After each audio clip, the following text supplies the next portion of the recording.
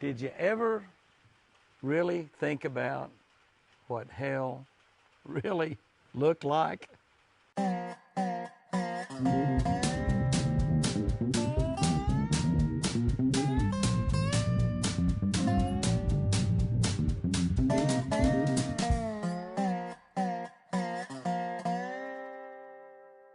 Good morning, guys and girls. June the 8th. We're going to go all the way to the back of the Bible. This is one of the two easiest books of the Bible to find. The other one's Genesis. We all know that's the first book.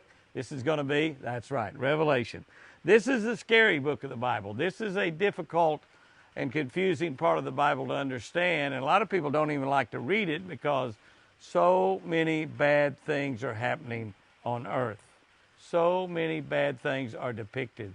So many things that we don't even like to recognize or realize even exist. Revelation 20:15, very important. Anyone whose name was not found written in the book of life was thrown into the lake of fire. Anyone whose name was not found written in the book of life was thrown into the lake of fire. Growing up on the Cleveland County, Oklahoma County line gave me opportunities to fish almost every single day as a kid. Lightning Creek ran right behind the house, and I had 3 decent-sized ponds that was in bicycle range. I could ride my bicycle to them. They were probably all within a mile, so I could ride a bicycle to them easily. When the preacher began to talk about hell being a lake of fire, I visualized those ponds. I visualized Lightning Creek on fire. That's what went through a little boy's mind. If Jesus could keep me out of hell and the lake of fire, then I needed Jesus. Today we see these big pipeline and refinery fires and explosions. These also might be a close picture of what hell really looks like. Personally, I'll never know. I've been saved from hell by Jesus. He died for you and me, paid for the sins that would cause us to be thrown into hell. My name is in that book of life. Is yours. You know, this scripture right here, I've been asked by comments many times to talk about my personal testimony. And this really June 8 catch of the day sort of sums it up. I mean, this is really pretty close to exactly what happened when I was 12 years old. We had a preacher in our little church called Crestline Baptist Church, and they've since changed the name of that church, but it was on the Oklahoma-Cleveland County line, just 3 or 4 blocks down from where we lived. My dad was a deacon in that church. My mama was a Sunday school teacher, and we went to that church every time they opened that doors. I was drugged to church continually. And we had a preacher named Brother Hager. He had great big silver hair. He was a big, robust preacher, liked to do a lot of fellowshipping, as us Baptists call it. And he preached a lot about hell. He was what you would call a hellfire and brimstone preacher.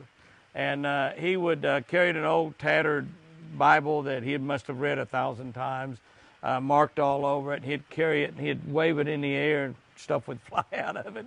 And he'd stop every now and then and pound on that old wooden pulpit up there. And we didn't have television screens and sound systems and praise bands and all the great things that we have in churches today. But I don't remember his sermons at all, except the ones that he preached about hell.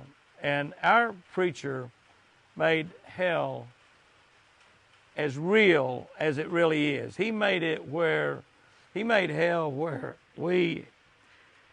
I could understand it. A 12-year-old boy could get it I could visualize in my mind those ponds that I fished, that creek that I fished, being lakes of fire. I could see fire coming up from that water. And he made it really simple and easy for a little 12-year-old boy to understand. And I simply walked down that aisle one Sunday morning and told that preacher that I didn't want to go to hell. And you got to realize that for a little 12-year-old boy raised totally in church, even saying the word hell was a nasty word, is a dirty word that you didn't say. But I told that preacher that I needed Jesus. I didn't want to go to hell. And he led me through a prayer that changed my life forever. Not just these over 60 years that I've lived since then, but for the 60 years that I'll live, the next 60, and the next 60, and the next 600, and the next 6,000, because my name is in that book of life. It's yours. Here's our tip for today. When you catch a bass, refish that exact same spot with another lure. In other words, if you catch a bass on the spinnerbait, pick up a jig or a plastic worm or crankbait, throw through that same spot. One of the things that we are learning with our advanced electronics that we have nowadays is that there are very frequently 2 or 3 or 4 big bass in an area running together. And if you get in that area sometimes and you throw one bait in there and you catch a fish on it, normally you're going to just recast in there several times again. But when you do that, if you make 3 or 4 more throws with your spinnerbait, pick up a worm or a jig or a crankbait or something like that and chunk in there. So when you catch a bass in a spot, refish that identical spot with another lure of some kind. Guys and girls, go out there and have you a great one today. And remember, I love you.